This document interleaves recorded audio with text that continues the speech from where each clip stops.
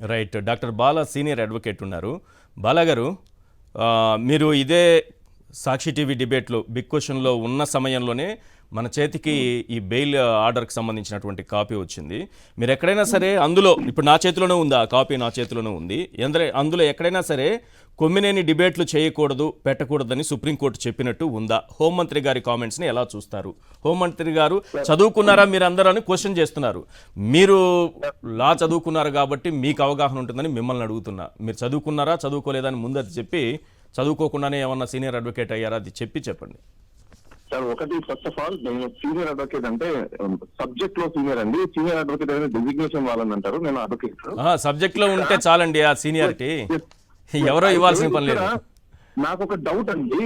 ఆంధ్రప్రదేశ్ రాష్ట్రంలో ఇప్పుడు హోంమంత్రి గారు మనము ఎందుకు ఆవిడని ఎన్నుకున్నారు అంటే, ఆవిడ చదువుకున్న ఆవిడ లెక్చరర్ గా పనిచేసింది. సో ఆవిడకి కొన్ని చట్టాల గురించి తెలుసుంటాయి, కొన్ని బేసిక్ ప్రిన్సిపల్స్ తెలుసుంటాయి అని చెప్పేసి అని ప్రజలు కూడా ఆమెను చాలా వరకు ఆదరించి ఉన్నారు. ఇప్పుడు నాకు డౌట్ ఏమొస్తుందంటే, నేను చిన్నప్పుడు చదువుకునేటప్పుడు మా దగ్గర కొంతమంది ఇంటర్మీడియట్ లేకపోతే డిగ్రీ చదువుకున్న వాళ్ళు, డిగ్రీ చదువుకున్న వాళ్ళు వచ్చి మా క్లాసెస్ చెప్పేవాళ్ళు స్కూల్లో. వాళ్ళు చెప్పే మాకేం అర్థమయ్యేది కాదు. దానివల్ల మేము సఫర్ కూడా కంప్లైంట్ చేసేవాళ్ళం. ఇప్పుడు నాకు డౌట్ ఏమొస్తుందంటే, ఈవిడ నిజంగా జాబ్ చేసేటప్పుడు ప్రాపర్ గా పిల్లలకి చెప్తారా లేదా అనేది వ్యక్తిగతం వద్దులేండి, నేను అక్కడికి వస్తున్నాను సార్. ఇది చాలా ఇంపార్టెంట్. ఎందుకంటే సొసైటీలో ఈ రోజు ఆవిడ ఒక అథారిటీ పొజిషన్ లో ఉండి ఒక జడ్జిమెంట్ ని ఇంత రాంగ్ గా ఇంటర్ప్రిటేషన్ చేస్తే ఆ యొక్క రాంగ్ మెసేజ్ పబ్లిక్ లోకి ఎలా వెళ్తుంది అనేది చాలా ఇంపార్టెంట్. ప్రజలు తెలుసుకోవాలి కదా. సుప్రీంకోర్టు జడ్జిమెంట్ ఏం చెప్పిందని కానీ ఇంత తప్పుడుగా ఇంటర్ప్రిటేషన్ చేసినప్పుడు ఆవిడ అన్క్వాలిఫైడ్. అసలు ఇప్పుడు ఆ హోమ్ మినిస్టర్ కి ఇమీడియట్లీ రిజైన్ చేసి వెళ్ళిపోవాలి ఆవిడ. ఎందుకంటే ఈ బేసిక్ ఒక ఇంగ్లీష్ అది ఏం జరుగుతుందని చూద్దాం కండి. దీంట్లో ఏముందో చెప్పండి సార్. నిజంగా ఉందా హోంమంత్రి గారు చెప్పినట్టు ఎక్కడైనా ఉందా? ఆ జడ్జిమెంట్ లో ఉండేది 5 పేరాలండి. 4 పేరాలు పక్కన పెట్టేస్తే 5వ పేరా చాలా ఇంపార్టెంట్.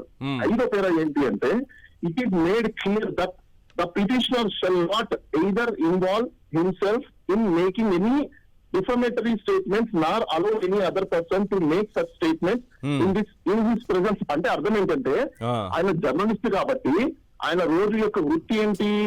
జర్నలిజం చేయాలి, డిబేట్ లో కండక్ట్ చేయాలి, టీవీ షోలు పార్టిసిపేషన్ చేయాలి, ఇవన్నీ చేయాలి. కాబట్టి ఆయనకి ఏం సజెషన్ చేస్తున్నారు కోర్టు, మీ ప్రెజెన్స్ లో నువ్వు గానీ, మీ ప్రెజెన్స్ లో ఉన్న వ్యక్తులు గానీ ఏదైనా బ్యాడ్ వర్డ్స్ కానీ, డిఫమేటరీ వర్డ్స్ కానీ, లేకపోతే ఇంకొకరిని కించపరిచే విధంగా ఉండే పదాలు కానీ వాడకుండా, ఎంటర్టైన్ చేయకుండా చూసుకోండి ఆయనకు రెస్పాన్సిబిలిటీ ఇచ్చింది.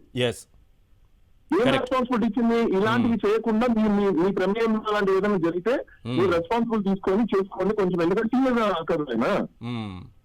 సో అన్ని చెప్తే ఏమైందంటే, in his present TV news shows which the petitioner anchoring or hosting అంటే అర్థమైంది సార్. ఇప్పుడు హోస్టింగ్ చేయాలిగా, యాంకరింగ్ చేయాలిగా, ఎక్కడైనా స్టాప్ చేయమని, నువ్వు ఇంకా ఫర్దర్ ఎప్పుడు చేయొద్దని చెప్పేసి, లేకపోతే అసలు ఇంకా టీవీ డిబేట్ లో కండక్ట్ చేయొద్దని చెప్పని ఈ విధంగా ఇంటర్ప్రిటేషన్ ఎక్కడ లేదు. మరి వాళ్ళు ఏ విధంగా ఇంటర్ప్రిటేషన్ చేస్తున్నారో నాకు అర్థం కాలేదు, ఏ స్కూల్లో వాళ్ళు చదువుతున్నారో నాకు అర్థం కాలేదు. కానీ అటర్ షాక్. రైట్. ఇప్పుడు ఇందులో అయితే ఈ పదాలు లేనప్పుడు ఆయన్ని చేయొద్దని ఈ విధంగా హోంమంత్రి గారు వ్యాఖ్యలు చేస్తే, ఇప్పుడు బెయిల్ మీద ఈరోజు సాయంత్రానికి విడుదలవుతున్నారు అని అంటున్నారు. నాకేవో కొన్ని అనుమానాలు వస్తున్నాయి. వీళ్ళు ముందుగా కొన్ని సిగ్నల్స్ ఇస్తున్నారు కదా. ఒకసారి వినండి, నాకు ఎందుకు ఒక డౌట్ వస్తుంది. ఎందుకంటే వీళ్ళు ఇలాంటి స్టేట్మెంట్స్ చేసి ఇప్పుడు ఈ బెయిల్ కండిషన్స్ ని ట్రయల్ కోర్టు దగ్గర ఇంపోజ్ చేయాలని ట్రై చేస్తున్నారేమో నాకు ఒక డౌట్. కాన్ఫరెన్స్ ఏమైనా నడుస్తుందా అనేది నాకు డౌట్ ఉంది. ఓకే, ఈ అంశాలని సుప్రీంకోర్టు దృష్టికి తీసుకెళ్లొచ్చా? వారు చేయని కామెంట్స్ ని, హోంమంత్రి గారు చేసిన అంశాన్ని డెఫినెట్ గా తీసుకెళ్లొచ్చు. దాని కంటెంప్ట్ కూడా ఫైల్ చేయొచ్చు. రెండో విషయం ఏంటంటే, ఇమీడియట్ గా ఈ విషయాన్ని ఒక పిటిషన్ ఫైల్ చేసి లోయర్ కోర్టు దృష్టికి కూడా తీసుకెళ్లాల్సిన అవసరం ఉంది. ఎందుకంటే ఆర్టికల్ 19 అలాగే ఆయన ప్రొఫెషన్ ఆర్టికల్ 19 చాలా ఇంపార్టెంట్. అది లోయర్ కోర్టులో ఇప్పుడు మెజిస్ట్రేట్ కి మనం దృష్టికి తీసుకెళ్లాలి. మీరు వాళ్ళ మాటల్ని కానీ, స్టేట్మెంట్స్ కానీ ప్రిజుడిస్ అయితే మాత్రం కూడా యాక్షన్ తీసుకోవాల్సి ఉంటుందని చెప్పేసి ఇమీడియట్ గా పిటిషన్ ఫైల్ అయినా మంచిది.